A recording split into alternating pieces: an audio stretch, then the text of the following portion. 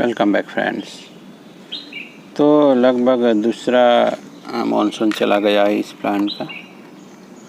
तो इससे पहले के यानी 2019 में मैंने इस प्लांट का कटिंग से प्रोपोगेट किया हुआ था। तो अभी तक उसका कहीं मैंने रिपोर्ट नहीं किया है, तो आज देखेंगे इसका रिपोर्टिंग करना। ये अभी प्रॉपर पॉट में भी नहीं है। धनिया उगाया था इस पॉट में, शायद वीडियो में भी दिखाया था मैंने।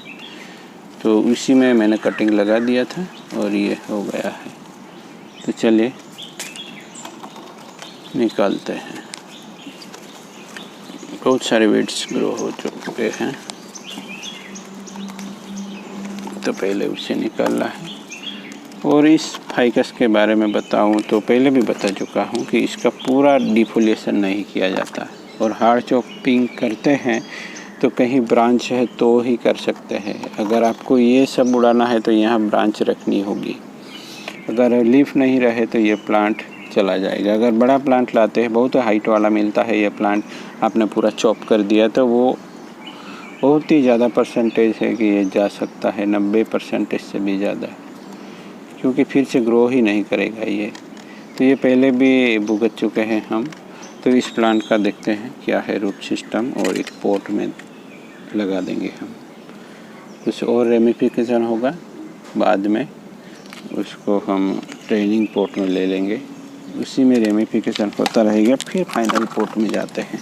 तो शुरुआत में आपको बोनसाई पॉट के बारे में सोचना ही नहीं है मेरे ख्याल से। ये हमने जुगाड़ करके वायरिंग किया था, तो उसको अब यहाँ अटका देते हैं और इस प्लांट का सिस्टम देखते हैं। यहाँ पपीते का भी वायरिंग किया था, पर किसी ने यहाँ से काट लिया है कोई।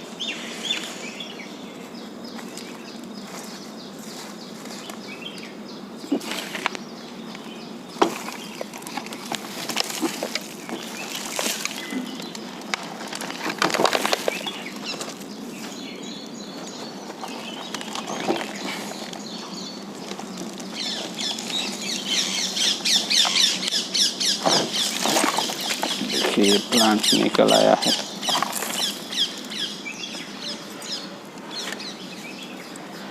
रूट सिस्टम तो इतनी बढ़िया होगी ही नहीं, क्योंकि ये प्रॉपर पॉट में ही नहीं था। तो कुछ एक्स्ट्रा रूट्स है जो कि मैं निकाल रहा हूँ।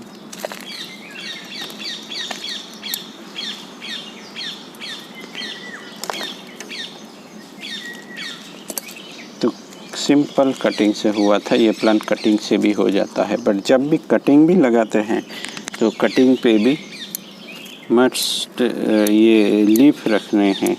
किसी दूसरे प्लांट का कटिंग लगाते हैं तो लीफ हटा देने हैं, बट इस प्लांट का पर्टिकुलर, इस प्लांट का अगर आप कटिंग भी लगाते हैं तो आपको ध्यान रखना है कि उस पर लीफ रहे ही रहे। अगर डिफोलिएशन भी करना पड़े तो 2-4 पत्ते या 1-2 पत्ते भी आपको छोड़ने हैं प्लांट के स्टेम पे, तब कहीं जाकर ये सही वाला रिएक्शन देगा, नहीं तो ये चला ही जाता है। शुरुआत में हमारे ऑफिस में से एक प्लांट को डिस्कार्ड किया गया था। तो मैंने बहुत ही बड़ा 7-8 इंच का तना था, जिसको हमने हार्ड चॉपिंग कर दिया था, पूरा ऊपर का उड़ा दिया, और मुझे लगा कि ये हो जाएगा, पर वो चला गया था। महीनों तक ज़िंदा रहता है, बट कोई प्रोपोगेशन नहीं होती, और आखिर में वो चला ही जाता है, कोई स्प्राउटिंग नहीं होती। तो उसको एंकर कर दिया गया है और नया सॉइल मिक्स दे दिया जाएगा। तो इसके बारे में यही जानना ज़रूरी है दोस्तों कि इसको कैसे वर्क किया जाए। यानी वायरिंग वगैरह सब कर चुके हैं, पर इसमें पत्ते बहुत ही इम्पोर्टेंट है इस प्लांट में। अगर पत्ते नहीं रहने दिए तो प्लांट भी नहीं रहेगा। बहुत सारे लोगों ने ये प्लांट गंवाए होंगे इसी तरह, क्योंकि सब रिड्यूस करना चाहते हैं। प्लांट बड़ा मिलता है, रिड्यूस करते ही ये फिर कोई रिएक्शन नहीं देता और चला ही जाता है। तो यही मेन बात है। अगर रिड्यूस भी करना है तो सभी ब्रांचों में, अगर आपको कोई पर्टिकुलर ब्रांच काटनी है, ये बड़ी ब्रांच थी तो आपको बड़ी ब्रांच निकाल लिया तो यहाँ से काटना है और यहाँ से उसको बढ़ने देना है। कितना भी बड़ा प्लांट क्यों ना हो, 4-5 ब्रांचें हैं तो सब में लोअर ब्रांचें रखनी है और सब ऊपर का उड़ा देना है, तब कहीं जाके ये प्लांट धीरे धीरे रिड्यूस कर पाएंगे आप।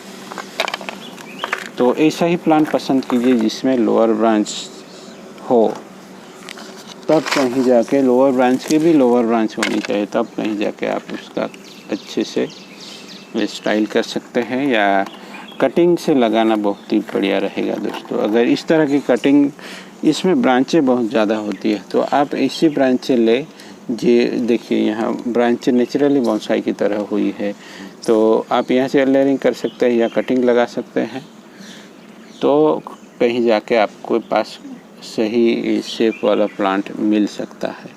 नहीं तो नर्सरी में तो आपको ऐसा ही प्लांट मिलेगा जिसमें कुछ ज़्यादा पोटेंशियल नहीं दिखेगा और आपने रिड्यूस करने की कोशिश की तो प्लांट चला जाएगा। तो चलिए ऐसे ही बने रहे दोस्तों।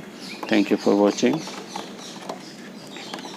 और थोड़ा सेट होने देने के बाद हम इस प्लांट का फिर से एक बार ब्रांचों को प्लेसमेंट देनी पड़ेगी। चलिए वैसे तो इस शेप में ही है। मिलते हैं एक नए टॉपिक के साथ।